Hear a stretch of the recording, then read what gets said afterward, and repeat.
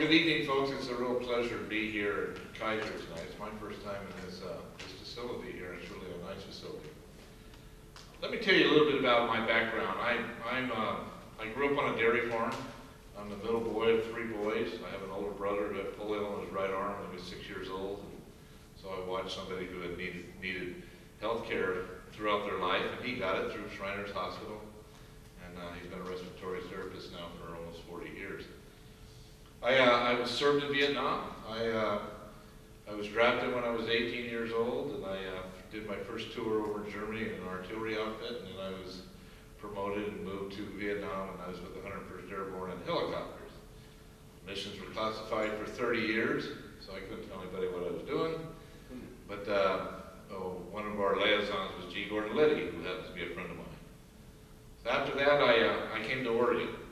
I came to Oregon because, you know, I was born and raised in California, but I wanted to get out of California, and I came to Oregon on vacations, and I seen this fabulous country here. So I went through a millwright apprenticeship and an electrical apprenticeship and a certified welder, and I started work for Gubser Civic Corporation.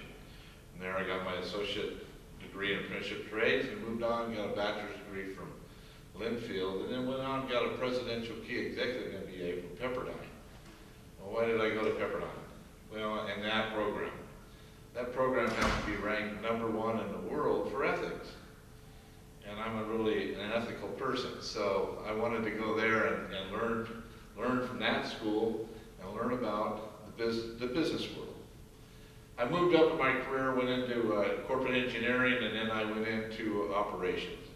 And I traveled all over the United States, over 15 states. I had manufacturing facilities there. I worked in Canada, I worked in Mexico, and I worked in Europe. There I worked with a lot of different governments, EPA, federal EPA, Premier of Manitoba in Canada. In Mexico, I worked there, had to get a green card to work in Mexico and Canada, and then in Europe. So I traveled every week from Salem, Oregon to the East Coast, and then over to Germany once a month.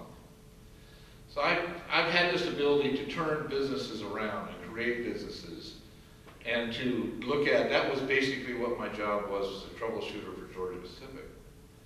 I would go and look at a facility that was in trouble and then turn it around and fix it. And that's what I want to do today. You know, in this state, this great state, we've lost over 300 mills. We've lost around 40,000 family wage paying jobs. We don't need to be doing what we're doing today. The stress that we have today we just don't need to do that. We have the natural resources. We are the greenest state in the nation as far as timber goes, and we need to utilize that timber.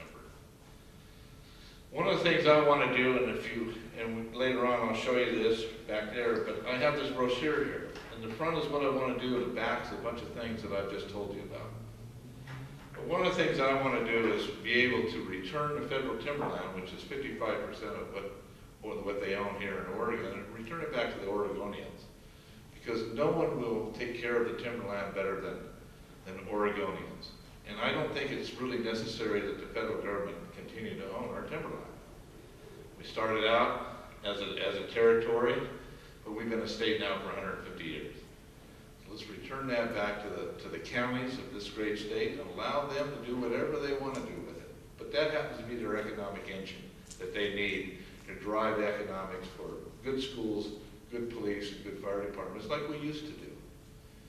So that's one of the reasons why I'm running for Congress, is be able to take my background and take it back to Washington, D.C., and show them how we can do that. Now, a good friend of mine who endorsed me is Congressman Denny Smith. And Congressman Smith told me, he said, Fred, you know, you have more knowledge in the timber industry than all 5 of our current congresspeople, plus the 2 U.S. senators. And that's true. So we need to have a strong voice to go back to Washington, D.C. and say, hey, let's get this back in the hands of Oregonians so we can have the life and the schools and the futures that we all deserve. Thank you for this opportunity to be here. Looking forward to talking to you after this is over.